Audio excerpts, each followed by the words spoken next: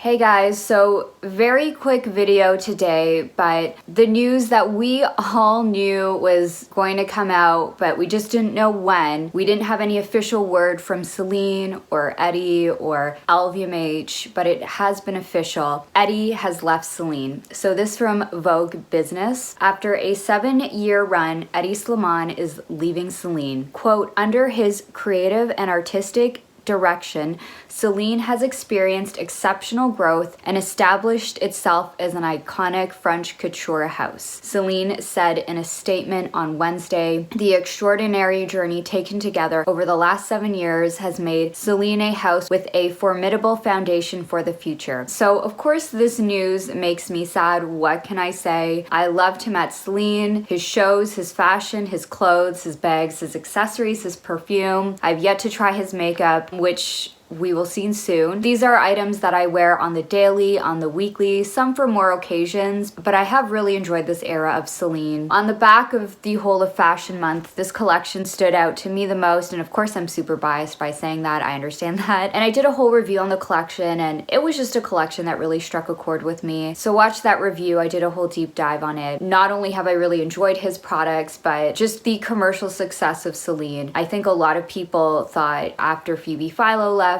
could really Hedi match her level of success, because she also was a very highly commercially successful designer as well. Celine has really expanded, and I've talked about the business strategy behind Celine, but I just think his fashion, his creative vision, his ready-to-wear to his accessories have just been, I can talk about how much I've enjoyed these products, but overall, Celine has been a very commercially successful brand. While it was still very commercially successful under Phoebe Philo, Hedi Slimane grew the brand immensely. Hedi almost tripled the revenue. From what I've read, it's one of the top performing brands at LVMH after Louis Vuitton and Dior. Honestly, no one probably would have ever expected that to ever happen when you compare it to other LVMH brands that have, I don't know, I would just say greater iconic legacies. And one thing I just really want to give the guy credit for is not only his level of commercial success at Celine, but this is something he's continued to do at every single brand he's been at. And it is no different at Celine. And I would say in unconventional ways at Celine, he's had this very, I would say, anti-marketing approach. Keep in mind, he cut ties with Vogue.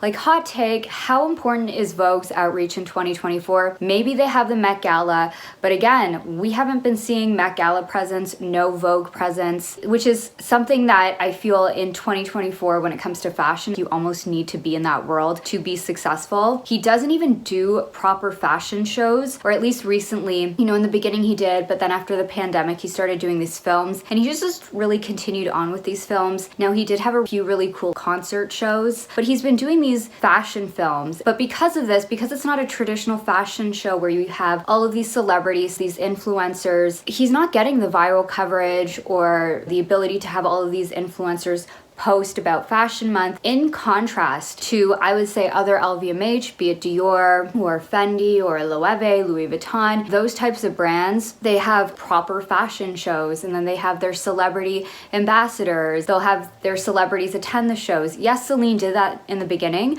but over time they've actually gone in a totally different marketing direction, which has been very interesting. That's not to say that you won't see it on social media, like, it's definitely there, but it's not about like viral moments. And it's not that he doesn't have influencers. There are bags that definitely are gifted to very indie musicians. Of course, there was Lisa that was wearing Celine as well. It's not that Celine wasn't doing that, but in some ways it doesn't always play the typical marketing games that I think a lot of these other major fashion brands do engage with. And again, the fashion shows, they were very controlled, very off schedule, kind of like how I think the Row likes to be able to have control of their brand, of their images. Hedi is very much like that, but probably even more to an extreme, because at least the Row, it's still a fashion show. People are still coming down to sit and like write about the collection. It's not even that. It's just like a video that gets posted on YouTube. And again, it just feels very anti-establishment with this anti-marketing. But even that in itself, it kind of has this, oh, well, if you know, you know, but there's no barrier of entry. Like, it's just, you have to be into it to know about it. You just at least have to have the interest in the brand. Versus, I think if you have a show from Dior, it's going to be the hottest of the hottest. It girls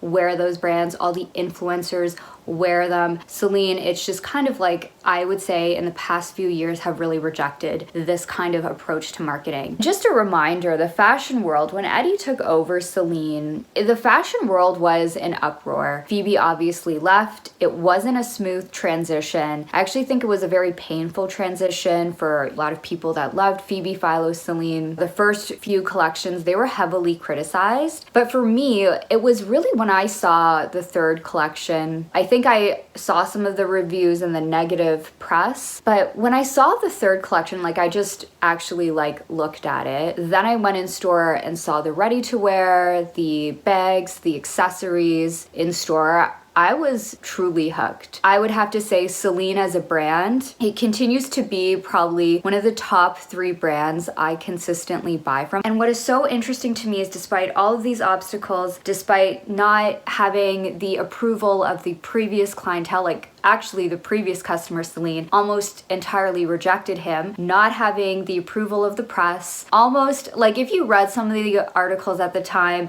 it borderline was like they were trying to Me Too him as a designer. Also breaking ties with Vogue, not having traditional fashion shows, not having traditional social media exposure. I was thinking about this. I think it's not quite like if you know, quiet luxury. It's not really that. It's more so kind of if you find the brand Celine, to me it's more of that appeal of when you find an indie album and you just kind of want to get more into it, even though this is not an indie artist, this is an LVMH brand, right? But I think it's kind of that same appeal. It's like, or you just discover like a cool rock band that you really like. That is how this brand has been marketed. Like you get into the world, you buy the merch, whatever. It's kind of like that. You buy into the world, the universe of Hedi Slimane's Celine. But him leaving Celine leaves a lot of questions. What was very noticeable to me immediately after, I was just barely taking in this information, right after it was announced that Michael Ryder would be the creative director at Celine. Now this was something I had talked about on this channel previously, but again, it was like a rumor thing. Now it has been made official. It has been announced on their Instagram. There have been several articles posting about it. Just a little bit about him. He was previously the creative director at Polo Ralph Lauren, which is a diffusion line, one of the many diffusion lines at Ralph Lauren. Personally, me, myself, I have a couple of ball caps from the Polo line with the little polo guy. I've also talked about on my channel the Polo ID bag, which I actually quite like, and I actually see how his style could fit into Celine, but he's an American designer. I think he'll bring that American sportswear sensibility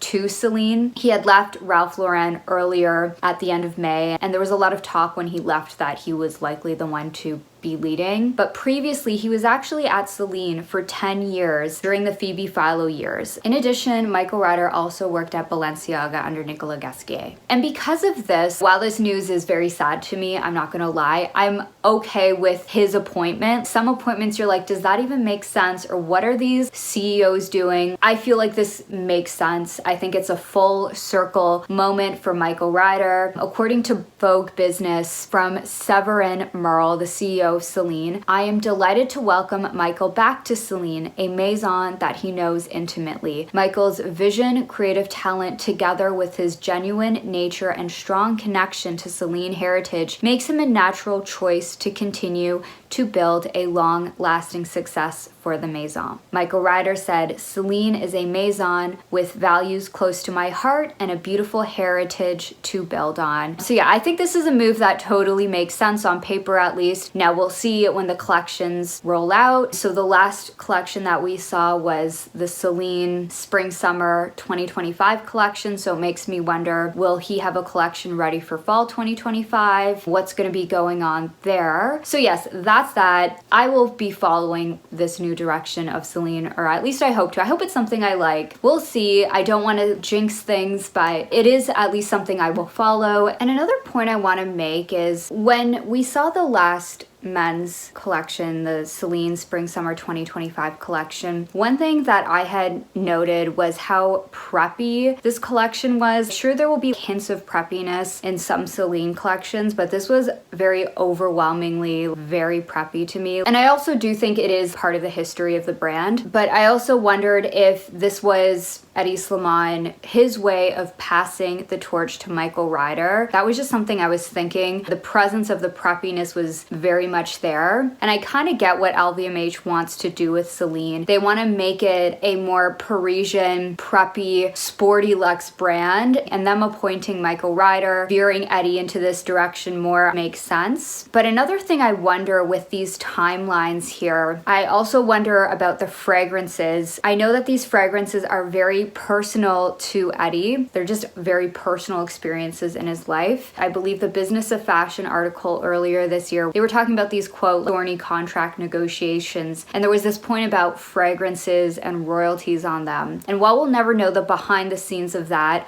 I do wonder, how will that work? How will these fragrances work at Celine? I do know that at least one of their fragrances is set to be released in 2026. So I wonder, when are we going to actually see a Michael Ryder collection for Celine? Yes, he's going to be starting in 2025. That obviously is going to take time to create his first collection. And then when is it going to be shown? Fashion Week. And then in the meantime, will we have other Hedi collections trickle in? Will there be like ad campaigns? Again, I'm kind of having a little bit of a deja vu when Phoebe Philo left Celine, and we had more so kind of like lookbooks. So are we going to have that in between? What's going to happen in between this period? I'm very curious about that. Another question that I have is, what's next for Hedi? Obviously, the biggest elephant in the room is Chanel. I don't think anybody really knows. I think we can hear rumors. There's so many rumors being spread, but many have said that this last collection, which was a very 60s in Paris collection, that was the theme, it felt very Chanel coded, and I agree. I agree there are moments, especially with those like jackets, the sets, the black and white. To be fair, he does like to use a lot of black and white, but yeah, there's just something about it that felt some of those 60s era Chanel, but you could see there definitely was an influence with 60s Chanel. While every name under the sun is being speculated at Chanel, is Hedi going to Chanel is a question many people ask. I honestly think if it's not Chanel, I honestly don't think he's going anywhere right now. Of course, he's done Dior, he's done YSL twice, he's done Celine now, and of course there are many brands that could use his help. Let's be real. A lot of these luxury brands are not doing very well, and he has had a really great commercial track record. Could a Burberry or a Gucci or any number of these struggling houses benefit from his touch? I'm sure they would. When it comes to what matters, he does create a good luxury product and is able to craft the narrative and image framework around these products, and I think it's just really effective. The creative direction, the imagery, the photography, the styling, the teams of people that he works with, they're really effective. But I also think first and foremost, he's a French designer. He's had a track record of